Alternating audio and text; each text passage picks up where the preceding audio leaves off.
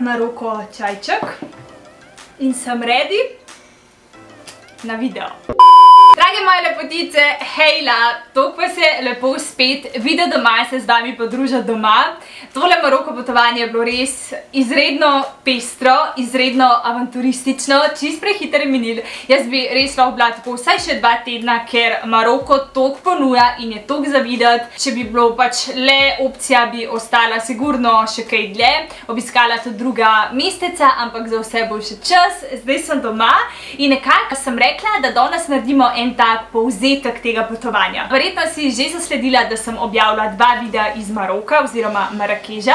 V prvem sem se bolj osredotočila na začimbice, pa čajčke, pa hotele, rezorte in tako naprej. Medtem ko v drugem delu pa bolj na puščavo in spanje v šotoru. Definitivno ena najbolj norih izkušenj, ki pa jo ne bi ponovila, veš zakaj ne, ker je bilo toliko fucking vroče. Bilo je amazing, bilo je izredno avanturistično, ampak meni je bilo toliko vroče, da v videu zdaj ne vem, mislim, da nisem povedala, ampak po noč sem se zbudila tam ob 1:02 zjutraj, sem slišala divje pse in zato pač prvo nisem mogla spati, zato ker je bil en čist pri šotoru, je lajal in tulil in se pogovarjal z temi divjimi psi na drugi strani puščave in oba z Raletom sva toliko bolevala in meni je bilo še toliko vroče in sem rekla, Rale, ne vem, kaj ne naredim. Nisem mogla odpreti šotora, zato ker pač divji psi lahko pridejo v šotor in nisem upala, Rale še bi. Medtem ko tista klima oziroma ventilator, ki je bil, je pihal toliko vroč zrak, da kar da bi se s fenom takole pač hladil oziroma grel. Tako da na koncu mi ni preostalo drugega, kot da potrpim. Šla sem v bistvu v kopalnico si zmočiti brisačo, dala na sebe enak postopek kakor za zbijanje vročine, da sem pač lahko kar toliko zaspala. Tako da evo toliko na kratko malo uvoda. Poleg tega, da bi ti povedala še neke take zanimivosti, behind the scene, to kar pač v videu nisem povedala, sem nekako dala tukaj na mizo tudi stvari, ki sem jih kupila v Maroku in bi pogledala vse te torej začimbice, arganovo olje, čajčke, če vas seveda zanima. Tako da, če ti je takšen video zanimiv, če rada gledaš take Q&A videe, med drugim sem posnela tudi predlani za Egipt podoben video, pa lani tudi za Španijo, skratka, nekako že tradicionalno, da po travel vlogu sledi takšen tip videa, tako da, če te zanima, res lepo vabljena k nadaljevanju. Evina, lepotilnica. Začeli bomo najprej s temi produkti, ki sem jih prinesla domov in že v prvem delu videa si lahko opazila, da sem kupila tele kompletke. Tukaj imam 3. Jih nisem želela, sicer sem kupila 4, ampak jih nisem želela prej podariti, dokler ne predstavim vam. Enka sem dala že tašči oziroma od Raleta mamici, ostalo pa še čaka na moje obdarovanke. Arganovo olje, to je definitivno srce Maroka, če pač kaj je znano dejstvo, da je najboljši argan torej iz Maroka in ta ima prav certifikat, na kar naj opozoril tudi v bistvu ta trgovec v tej prodajalni. So imeli tudi tako na veliko ta certifikat, da je pač res njihov, a ne? In kot zanimivost, približno tam 2,3 kg argana je potrebno za liter arganovega olja, kar je huge. Nabirajo ga predvsem ženske, tako gremo s koškarje. In da se ne bi prav nič zgubilo, v bistvu to arganovo olje, ki ga iztisnejo, pač prodajo za kozmetične izdelke, oni uporabljajo to tudi za kulinariko. Medtem ko to arganovo pogačo, ki nastane, pač oni so res ful šparovni in nočejo nič vrst stran in v bistvu ta jedrca, ki ostanejo, iz tega naredijo arganovo pogačo, prodajo naprej lokalcem in hranijo s tem tudi vse. Tako da resnično nič ne gre v nič. In evo, če slučajno kdaj še nisi videla argančka, takole zgleda. Tale je sicer že kar bogi. Pa ima malo tak von. Ja, po organu. En je bil, mislim, da 15 €, s tem, da sem potem dala za 3,45, enega sem pa dobila gratis. Tako da verjamem, da bi se lahko tudi še za kaj bolj zdelala kakšno boljšo ceno, čeprav se mi ta zdi že čist ok. Maročani so izjemno dobri pogajalci, izjemno dobri trgovci. Das ist Sandalwood, Roseman, Moroccan Chanel. And that is King of Spices, you know? King of Spices. And that is pigment. All this pigment natural. Oni namerno pač podobno kot v Egiptu, te vsi vprašajo, iz kje si, in to pač vprašanje ni naključno, a ne? Oni v bistvu tebe vprašajo, iz kje si, pri nas recimo, kako ti je ime rečeš, ali pa kako si, oni pa iz kje si, da te lahko pač torej pozicionirajo, in mene so recimo ful zamenjevali za Ruse, Rusi pač imajo denar in potem ti avtomatično in v taksiju da 3-krat višjo ceno in takole pri teh torej trgovcih, tako da se potem moraš znati pogajati, čeprav meni to toliko neprijetno, pač res nikoli nisem bila človek, ki se je znala nekaj ful dobro pogajati in zelo potem se to pri meni hitro zaključi. Ok, torej arganček, razlagal nam je ta trgovc, res sem v bistvu ful vesela, da so naletela prav na njega, pa mislim, da so vsi zelo prijazni. Spomnim se enkrat, da sva v bistvu spraševala za pot, sva se sprehajala po Maroku, mimogrede, če boste šle, vseeno ni tako, kot sem si jaz predstavljala, zdaj, če bom pa imela tako majčko, da bo pa vse narobe in bom, ne vem, tam prav kakšna tarča. Tako, ne, ni tako, ampak dejansko moški pogledajo in meni je to bilo izredno neprijetno, tako da se v bistvu fajn temu izogniti, nekako tudi spoštovati njihovo kulturo, tradicijo in se rajš bolj zadekati, ker vse njihove ženske so v bistvu zavite, nekatere imajo samo pač oči zunaj, druge cel obraz, so pa res vse zavite, tako da, ja, kar sem želela povedati, enkrat, ko sva v bistvu hodila proti tam Maroku oziroma Marakeš, nekaj nisva vedela, mislim, da so šla, ja, PCR teste delati in nisva vedela pač, kje to je in ostalo naključenega mladega Maročana mu rečeva, če pač nama lahko pokaže pot, je šel brez problema z nama par 100 metrov, na usmeru na konče z največjim nasmeškom rekel Welcome to Maroko, tako da res so izredno prijazni, gostoljubni in ja, jaz sem jih poznala kot ful srčne ljudi. Arganovo olje, kakor je rekel, če se takole hitro upije in ne pušča tega mastnega občutka, potem je originalno, če lahko tako rečem, oziroma narejen v skladu z vsemi temi njihovi pravili. Tako da tale arganček je bila prva zadeva, ki sem jo vzela. Javila se mi je tudi v bistvu punca od Čale Posaleta, včasih se tako slišva, in je rekla, da je to najboljše arganovo olje. Kremica iz argančka. Dajmo pogledati, takole izgleda. Embalaže so take osnovne, redovo. Evo, arganček se je res zelo upil, malo je tega leska, kar pač olje mora imeti.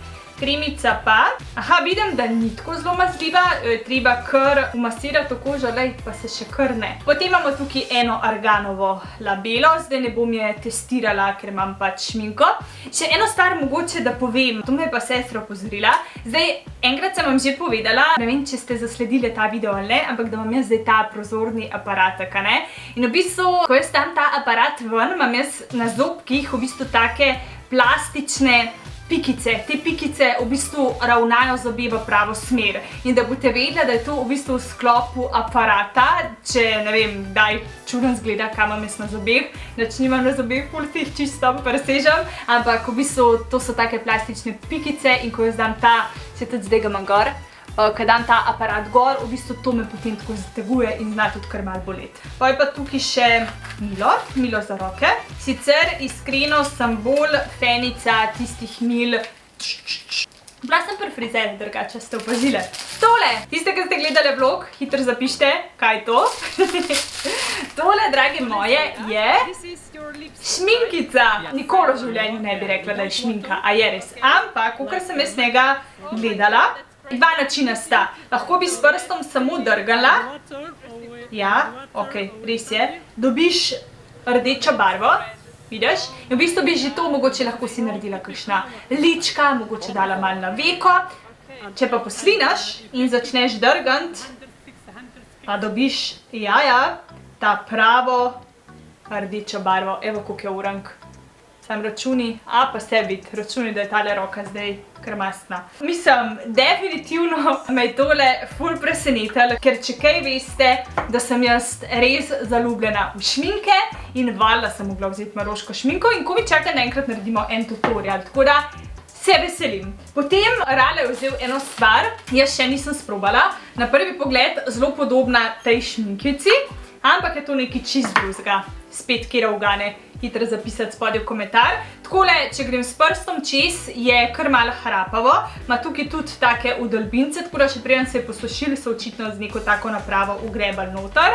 To pa je, drage moje, strgalec pete. Ne vem, zdaj, a veste, ampak jaz imam eno tako grdo razvado, kako bi rekla, rada imam kavo, še rajš imam pa eno stvar in to so energijski napitki oziroma en sam energijski napitek in to je Red Bull. In vedno, kadar pijem Red Bull, mi rale ful teži, zato ker pač ni zdrav in ko mu je rekel, čak, kjer pa je? Tale, ko mu je rekel, da je to čaj Red Bull, rale ni niti dvakrat razmislil in rekel, dajte mi. Je pa izredno zanimivo zato, ker diši po cimetu. Pa je, da v bistvu spodbuja energijo, daje energijo in zdaj imam jaz tak domač Red Bull. Bom videla, a bo tako dober kot ta prav, jaz sicer zelo dvomam, ampak včasih je treba kaj narediti tudi, da so moški srečni. Tole, iz tega smo se ful hecali. Zdaj vidim, da je tega rale vzel tudi največ. To pa zato, ker mu je prodal neko zgodbo, da ne more manj narediti kot 100 gramov. Ja, pa še nekih par gramov mu je dal, mislim, da zraven gratis. Anyway, to je v bistvu na nek način kot neka taka naravna domača Viagra. Potem je pa tukaj še ena, tole je pa tudi na foro afrodizijaka. Zdaj boste mislili, da sva midva največja manijaka, ampak jaz sem kar prepričana, da bi marsikeri fant to tudi vzel. Meni je bolj všeč tole, to pa je v bistvu tale royal čaj. This is chai tea or royal tea, mixed of 15 plants inside, this one. Great. Royal tea, this is detox, blood circulation, okay, detox, great. Detox tea, smell system. Tudi izredno lepo diši, tole, ko ima v omari in vse te ostale čaje, jaz presežem, da v bistvu cela omarica diši po teh čajih, tako da so izredno intenzivni. Tudi vse te njihove začimbe, ne bom pozabila tisto meto, ki je dal v čaju, eno pikico zrnico, zrnco, pa je bil to toliko močen okus po meti, tako da res v bistvu ne rabiš veliko in vse te izdelke imaš za res izredno dolg časa. To pa je nekako to, poleg torej kartice, katero vsakič vzamem na potovanju, zadnji zapišem vse, kar sva doživela. Zdaj gremo pa na ta drugi del. Tukaj imam jaz spisane nekatere zanimivosti, pa če se ne motim, ste mi pod videa tudi postavljali neka vprašanja, tako da bom jaz zdajle na to nekako odgovorila, oziroma gremo najprej na te zanimivosti. To sem vam že povedala, da so Maročani res izredno prijazni, da te vodijo do cilja, če karkoli rabiš, potrebuješ, tudi če on ne bo vedel, bo nekako navodilo oziroma vprašanje predal svojemu prijatelju, ker tam se tako si poznajo in boš dobil odgovor oziroma boš prišel do cilja. Potem ful se je treba pogajati, cenkati, ampak izkazali se je nekaj, da v bistvu kar se zmeniš potem drži. In če se, ne vem, v taksi je pač največji pogajalec, čeprav zdaj, ko ni turistov, bom tako rekla, ne spuščajo več toliko cene, ker verjamem, da je tudi v bistvu njim borba za preživetje. Konec koncev, po 11 imajo oni policijsko uro in takrat se v bistvu mesto popolnoma sprazne, samo taksije vidiš na cesti, pa res je ogromno policije. Policija je ob 11 itak še povečana, je pa tudi tako, na vsakih, ne vem, par 100 metrov ali pa na vsak kilometr stoji policija, to je v bistvu tam za varnost, v bistvu za turiste, da slučajno ne bi bilo kaj, tako da jaz nisem dobila nek občutek, da bi lahko bilo karkoli narobe. Je pa vsem tak kulturni šok, da če ne potuješ res zelo veliko, malo tako traja, da se navadiš, oziroma saj jaz sem pač rabila, a ne? Zdaj, ne vem, če sem čist prav jaz razumela, da je petek njihov frej dan, ali je bil pa ravno tist petek pri njih frej dan. In v bistvu midve so šla ravno v petek jahat kamele. Ful je prav vroče, ne priporočam sred dneva, pejte zelo zgodaj zjutraj ali pa zelo pozno zvečer, če greste v poletnih mesecih. Pomladi oziroma jeseni ni taka panika. In spet se je izkazala zelo njihova poštenost, ne? Pač midva sva jahala kamele, sva prišla dol, potem se je zgodila še ta štorija, da je rekel ta Maročan, če one question, do you want to change camel za pač tvojo ženo? In rale, pač ne, ker s temi stvarmi se res ni za hecati, tako da tudi če je Pavlon rekel, da se heca, jaz ne vem, a se on hecel, pač jaz sem pol sam skočila v taksi.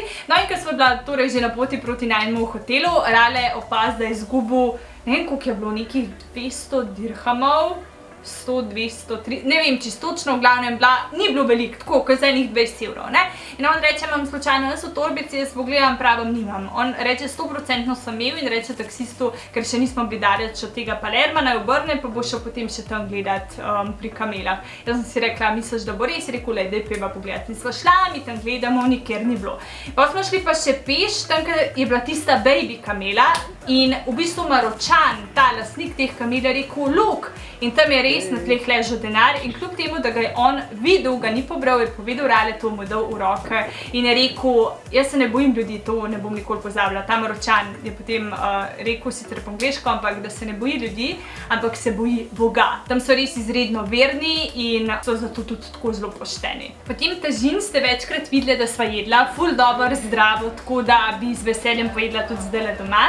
Je pa poleg tažina njihova taka zelo tradicionalna jed tudi kuskus. Tudi ta taksist, ki nam je peljal v bistvu do teh kamel, pa potem nazaj je rekel, da gre zdaj najprej na molitev, potem pa domov jest kuskus. To je v bistvu pri njih tako, kot pri nas, ne vem, domača juhca, piščanc oziroma dunajc pa krompir. Aha, ena stvar, ki me je tudi zelo presenetila. S ful različnimi taksisti, kot vidite, sva se peljala in med drugim z enim taksistom, ki nam je peljal do Puščave. In dokler sva šla midva v Puščavo, sva se ustavila še na tem njihovem, niti ni market, ampak v bistvu en tak fast food ob cesti. In danes sva jedla tudi v bistvu najcenejš možno. Dva tista vrepa oziroma ko neka taka sendviča s piščancom in Coca-Cola in še krompirček noter in posebej je bilo 5 evrov, kar je res ful pocen, tako da če bi želela ful pocen jesti, bi dejansko lahko vsak dan jedla zunaj.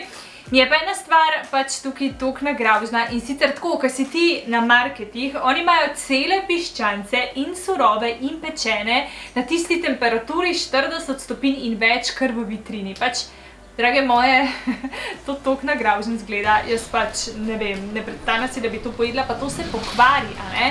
In to sem pač pojedla, zato ker nema drugega ni preostalo, tudi potem, ko se je ta del, te soteske zaključil, se v bistvu začela Puščava in nisva vedela, kdaj bo potem tam v kempu večer in sva rekla, ok, probiva. No in kaj mi je bilo zanimivo, poleg tega, da imajo pač oni tam hrano, Coca-Cola in tako naprej, imajo tudi v bistvu tak hladilnik z vodami in spomnim se, taksist je prišel, vzel vodo, ki jo midva pač recimo ne bi smela piti, zato ker je pač neka njihova iz pipe, vzel to embalažo, spil in vrnil to vodo nazaj v hladilnik, kjer je bilo na polički zgori še, ne vem, 30 takih embalaž. Mi z Raletom se spogledava, kaj je bilo zdaj to, jaz ne vem, a imajo oni pač očitno tako tradicijo oziroma običaj, da pač pride do hladilnika z vodo, spije in da nazaj. To se pri nas pač ne bi zgodilo, če si vzel, če si spil, pač vedno plačaš, ne? Pri njih pa pač ni to tako, očitno tudi niso noč taki, kako bi rekla, nadvsem ne gravža, pijejo en čez drugega, tako da ja, to je bilo meni recimo ful zanimivo. Ti Maročani se za delo res zelo znajdejo, recimo ena izmed del, da te v bistvu vodijo iz ene točke A do točke B, niti jih ti ne vprašaš, pa se ti sami ponudijo in pol seveda želijo kakšen cekinček ali pa dva. Druga zanimiva stvar, ko sva prišla v center, kjer so spala v tem Rajbi Marrakeš hotelu, je prišel en tak star gospod, star dedek s tako karjolo in je začel najne kavčke kar nalagati gor in sko, no, pač ne, sem mislila že, da bo kradel, ne vem kaj, ampak ne, je rekel potem taksist, it's ok, in midva sta se prepustila, no, je par med temi ulicami vodil pač naju, midva sta šla za njima, on je imel v tej karjoli prtlago in naj je vodil do pač tega najnega Rijada, hvala Bogu, ker bi kar težko najda. No in potem je seveda želel denar, a ne?